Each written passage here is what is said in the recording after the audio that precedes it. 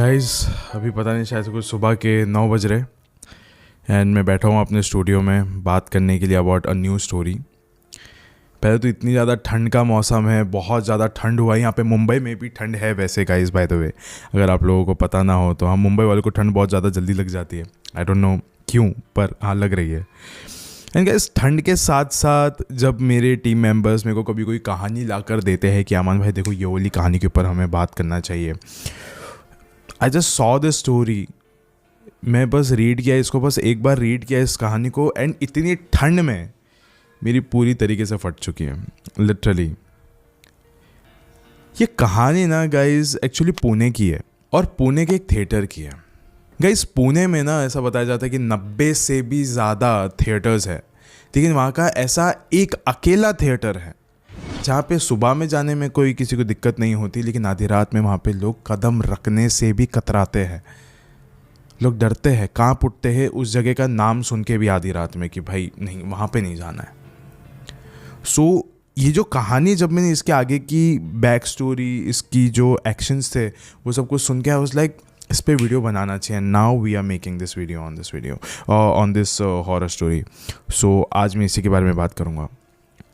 Guys कभी आपके साथ ऐसा हुआ है कि आप एक थिएटर में जा रहे हो, ठीक है, थिएटर में ऑलरेडी बहुत ज़्यादा अंधेरा होता है, चाहे आप सुबह में जाओ या रात में जाओ, आपको महसूस एकदम इक्वल सेम ही होने वाला है, which is from the darkness.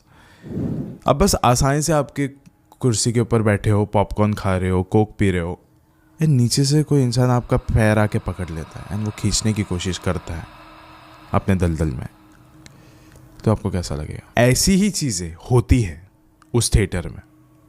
उस थिएटर का नाम है विक्ट्री थिएटर। ऐसा कई बार लोग वहाँ पे कहते हैं कि जब भी हम वहाँ पे बैठते हैं तो अगर कोई कॉमेडी सीन नहीं भी चल रहा होता है फिर भी हमको पीछे से ऐसा सुनाई देता है कि कोई तो हंस रहा है, जबकि पीछे कोई बैठा ही नहीं हुआ होता है। कोई हंस रहा होता है, कोई रो रहा होता है, ये सारे एक्सपीरियंस होते हैं लोगों के। एंड गाइज ऐसे ही हुआ था एक लड़की के साथ जो कि जिसका नाम श्रेया था बाय द वे, एंड वो नैनीताल से आई थी पुणे में यहीं पे, लेकिन उसको थोड़ा सा भी इल्म नहीं था कि उसके साथ क्या होने वाला है इस थिएटर में, या फिर पुणे शहर में आने के उस ही रात में उसके साथ ऐसा क्या हादसा होने वाला है। लेकिन ये वीडियो शुरू करने से पहले ऐसे ही और horror, mysterious and historical videos देखने के लिए सब्सक्राइब कर दीजिए इस चैनल को। अब ये कहानी शुरू होती है। गाइस कहानी चाहे कि पुणे की है, पुणे शहर की है, लेकिन ये जो कहानी की शुरुआत है ना असल में नैनीताल की श्रेया के साथ होती है, जो कि नैनीताल में रहा करती थी बचपन से। एंड वो गाइज ना बहुत बड़ी ट्रैवलर थी, लाइक उसको ट्रैवल करने का बहुत ज़्यादा शौक था।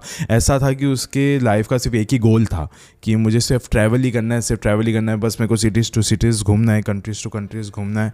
एंड इसी चीज़ में उसकी लाइफ हमेशा शॉर्ट रहती थी, एकदम फुल पैक्ड अप रहती थी। एंड गाइज उसको ना पुणे जाना था, वो उसके ना टू डू में था कि मतलब मुझे जाना ही है, उसके विश लिस्ट में था कि मुझे पुणे जाना है। ऑल्दो उसके सारे जो दोस्त लोग थे वो लोग भी पुणे में ही रहा करते थे, वो लोग उसको अक्सर बुलाया करते थे कि आ जा पुणे में, आ जा कहीं पे जाते हैं घूमने। लेकिन वो पता नहीं बहुत ज़्यादा ना उसको अंडर एस्टिमेट करती थी पुणे को, कि मतलब पुणे इज़ नॉट शायद से इतना ज़्यादा घूमने लायक जगह। लेकिन इस बार ना हो ही गया उसका किसी काम से वहाँ पर जाना, उसने मतलब चलो ठीक है जाती हूँ, घूम के आती हूँ। वो गई, वो पुणे में उसने जैसे ही कदम रखा उसके लाइक 1-2 घंटे में ही उसका फुल सर हिल चुका था कि मैं क्या सोची थी पुणे के बारे में। Pune such a beautiful city, it is so cultural, कितना ज़्यादा लाइक बहुत ज़्यादा खूबसूरत है पुणे। एंड उसको बहुत ज़्यादा मज़ा आने लग गया अभी पुणे में। मतलब उसका ये कहना था कि पुणे का हर एक जगह बहुत ज़्यादा अच्छा है, लेकिन उसको ये नहीं पता था कि जिस अगले ही जगह में वो जाने वाली है वो जगह उसकी ज़िंदगी थोड़ी सी बदल देगी, थोड़ी सी, लेकिन बदल देगी। अभी पूरा दिन श्रेया ने अपने दोस्तों के साथ टाइम स्पेंड किया, घूमी फिरी हर एक जगह पे, लेकिन फिर भी ना श्रेया बहुत ज़्यादा एक्साइटेड थी इस शहर को लेकर। ऐसे वाज लाइक कि रात हो रही है तो क्या हम लोग जाते हैं कहीं ना कहीं और जाके घूम के आते। एंड उसके दोस्तों ने बोला नहीं यार हम लोग बहुत ज़्यादा थक गए, हमको सोना है, घर पे बैठते पार्टी करते नॉर्मल एकदम कैजुअल। लेकिन वहाँ पे ना श्रेया को ऐसा लग रहा था कि नहीं यार आई हूँ तो कहीं ना कहीं तो जाऊँगी। उसने बोला कि गाइस एक काम करते, विक्ट्री थिएटर जाते हैं, रात में कोई ना कोई तो मूवी लगी हुई रहेगी। उसने जैसे ही वाला शब्द लिया ना विक्ट्री थिएटर, हर कोई इस रूम में शांत हो गया, एक दूसरे का चेहरा देखने लग गए, एक दूसरे को कहने लग गए कि उसको बता देते, जाने दे, नहीं है कुछ गलती हो जाएगी उससे जाते जाते। श्रेया ने बोला अरे क्या हुआ? फिर उसके दोस्तों ने बोला वहाँ पे कोई आधी रात को जाता नहीं है, वजह हमें नहीं पता है लेकिन आधी रात को वहाँ पे कोई जाता नहीं है। लेकिन श्रेया ने ना फिर भी किसी की बात नहीं मानी। श्रेया ने फिर भी अपने ऊबर कैब को बुक कर लिया। सोचा चलो ठीक है मैं तो जाके रहूँगा। अभी वो ना विक्ट्री थिएटर पहुँच गई थी एंड उसने देखा कि आसपास एकदम सन्नाटा है, मतलब कोई है ही नहीं अभी आसपास उसके। उसने बोला चलो ठीक है मैं जाती हूँ, अभी टिकट निकालती हूँ। वो टिकट काउंटर पे जाके खड़ी हो गई। वहाँ पे एक आदमी था सोया हुआ था, उसको जगाया। उसने बोला कि लाइक मुझे टिकट्स चाहिए। पहले तो आदमी भी बहुत ज़्यादा शॉक हो गया। उसने बोला आपको पक्का अंदर जाना है? उसने बोला हाँ जाना है मुझे।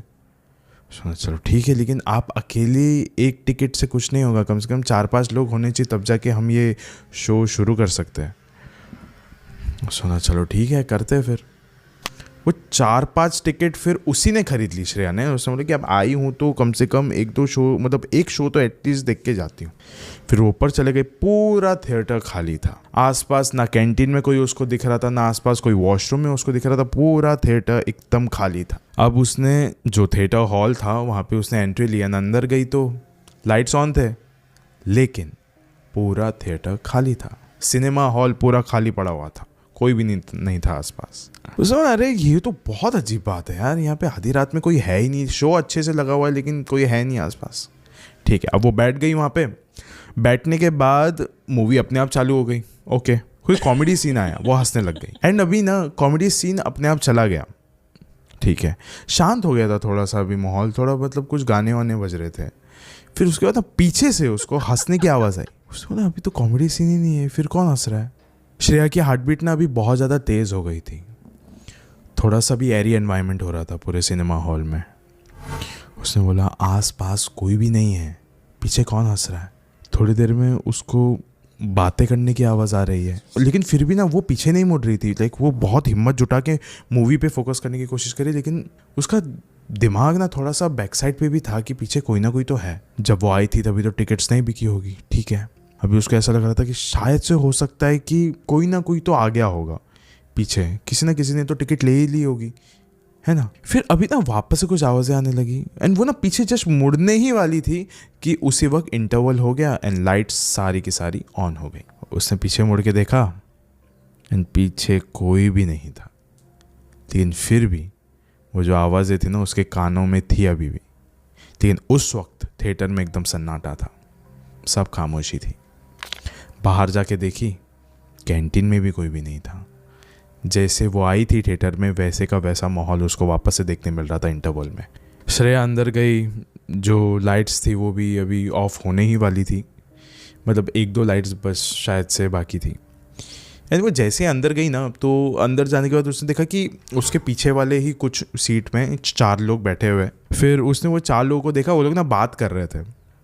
फिर उसने बोला मैं अपनी सीट पे जाने से पहले इनको जाके बोल देती हूँ कि प्लीज़ आवाज़ वगैरह मत करना क्योंकि मेरे को थोड़ा मूवी फोकस में आके देखने। उसको अभी ऐसा लग रहा था शायद से यही थे वो 4 लोग जो पहले बात कर रहे थे। ठीक है मैं जाती हूँ। वो गई उन 4 लोगों के पास। उन 4 लोगों के पास वो जैसे ही पहुँची उसने देखा कि चारों के चेहरे जले हुए थे, पिघल रहे थे।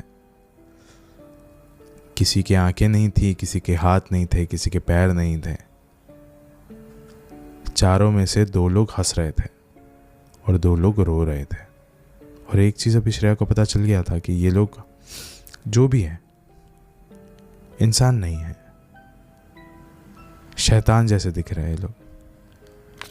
श्रेया चिल्ला के अपना सारा सामान उठा के वहां से भागी, जोर से भागी एंड वो नीचे चले गई। श्रेया ना अभी वो सीढ़ियों से भागते हुए थिएटर के बाहर आ रही थी, तभी उसने थैंक गॉड एक वॉचमैन को देखा वहाँ पे बैठा हुआ। वो उसके पास गई एंड वो हाफते उस वॉचमैन को बताया उसने कि मैं थिएटर में गई थी एंड ये सारा हादसा हुआ मेरे साथ। मैंने 4 लोगों को देखा वहाँ पे बैठे हुए, चारों के चेहरे जले हुए थे। कोई हंस रहा था, कोई रो रहा था, मुझे समझ में नहीं आया था। किसी का हाथ टूटा हुआ था, पैर पूरा खून लग रहा था। वो वॉचमैन ना बहुत ज़्यादा शांत था इस समय, शॉक नहीं हुआ ये सब कुछ सुन के। उसने बोला हाँ वो आधी रात में यहाँ पे कोई आता नहीं है। सुना रात में आता नहीं है मतलब कि आप ही इतने आसानी से कैसे बोल रहे हो? उसने बोला यहाँ का एक बहुत पुराना इतिहास है मेम साहब, यहाँ पे जो चीज़ें हुई है इतने सालों में वो कभी भी अच्छी नहीं हुई है। आप दिन में आइए ना, दिन में कोई दिक्कत नहीं, लेकिन आधी रात में आने की भूल ना कीजिए। वरना ये बार तो शायद से उन्होंने आपको छोड़ दिया है, अगली बार शायद से ना छोड़े। लेकिन इसका इतिहास क्या है वो मैं आपको ज़रूर बताऊंगा। उस वॉचमैन ने कहा कि मेम साहब, ये जो थिएटर पे आप आए हो ना, ये 1-2 साल पुराना नहीं है, बहुत सालों पुराना है, 100 साल पुराना है, ब्रिटिशर्स के ज़माने का है। और बात यह है कि जब हमारे देश में 1940 में अंग्रेज़ों के ख़िलाफ़ आज़ादी की लड़ाई जो लड़ी जा रही थी, उस दौरान बहुत सारे ऐसे फ्रीडम फाइटर्स थे जिनको ना ये चीज़ अच्छी नहीं लगती थी कि ब्रिटिशर्स के लिए भी एक स्पॉट है जहाँ पे वो आके लाइक अपना मनोरंजन कर सकते हैं। हमारे देश वालों को तो एकदम ऐसा गिरा के रखा है, फुल एकदम लाइक नौकर बना के रखा है, खुद ये लोग मनोरंजन करते हैं। मोस्टली ऐसे बहुत सारे ब्रिटिश ऑफिसर्स होते थे जो कि पुणे के इस विक्ट्री थिएटर में आते थे एंड उनका फिक्स होता था आना। तो किसी एक ऐसे फ्रीडम फाइटर ने यहाँ पे बॉम्ब ब्लास्ट करने का प्लान किया था एंड उन्होंने किया। यहाँ पे कुछ ब्रिटिश ऑफिसर्स बैठे हुए थे, उनकी गिनती तो मुझे नहीं पता, लेकिन कुछ लोग यहाँ पे बैठे हुए थे। बैठने के बाद यहाँ पे वो लोग आए एंड उन्होंने वो बॉम्ब ब्लास्ट करने ही वाले थे। लेकिन उस समय ना ऐसी बात थी कि एक कॉमेडी मूवी देखने के लिए आए थे वो लोग। 2 मिनट पहले वो सारे ब्रिटिश ऑफिसर्स हंस रहे थे और 2 मिनट बाद वो ब्रिटिश ऑफिसर्स रो रहे थे, जल रहे थे, फुल पिघल रहे थे, उनकी पूरी लाइक स्किन निकल रही थी, एग्जैक्टली जैसा कि श्रेया ने देखा था। लोग आज भी आते हैं विक्ट्री थिएटर में, लेकिन कभी भी कोई ना रात में आने की यहाँ पे गुजारिश नहीं करता है कभी भी, क्योंकि उनको पता है यहाँ पे आने के बाद उनके साथ क्या होगा, वही लोग दिखेंगे।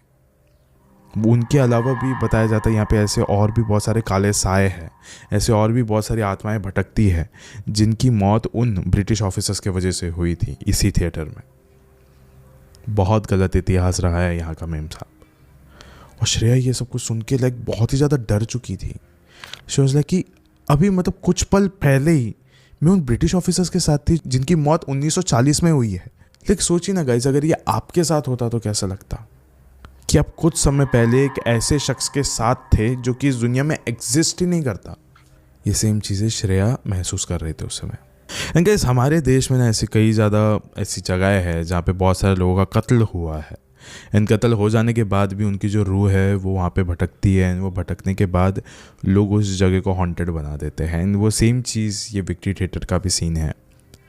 गाइस, विक्ट्री थिएटर में ऐसा हमेशा से बताया गया है कि आप सुबह में जाइए कोई दिक्कत नहीं, लेकिन रात में जाने की गुजारिश ना कीजिएगा। और वो मैं आपको भी कहना चाहूँगा, अगर आपका ऐसा कभी मन करता है ऐसे हिस्टोरिक साइट्स पे जाने का तो आप जाइए, लेकिन चौकन्ने रहिए, क्योंकि हो सकता है कि अगली बार आप उस थिएटर में बैठो एंड ये सेम आवाज़ें आपको पीछे से आए और आप मुड़ गए। शुक्रिया।